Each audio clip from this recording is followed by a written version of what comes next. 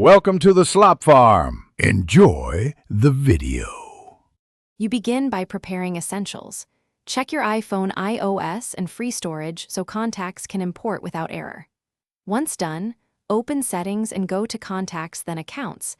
This is where you add an account. You'll choose Google and sign in with your Google email and password, or use an app-specific password if two-step verification is on.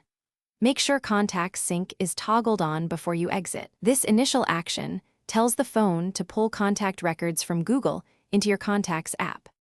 After tapping Google, follow the sign-in flow and complete any two-step verification prompts. This is why app-specific passwords matter sometimes. Once authenticated, the screen shows toggles. Enable Contacts so your Google address book syncs.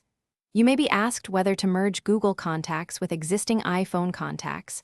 Choose Merge to unify entries, or keep separate if you need distinct lists. Make sure background, app refresh, and mail/contacts permissions are allowed so the phone can update changes automatically without manual refreshes.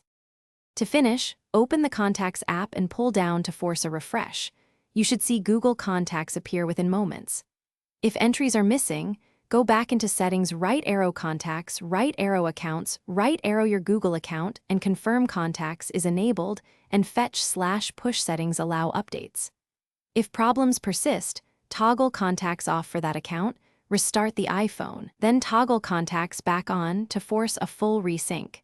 This fix resolves most sync conflicts and ensures the device merges correctly without duplicate or missing records. Thanks for watching. Consider subscribing if we helped you today.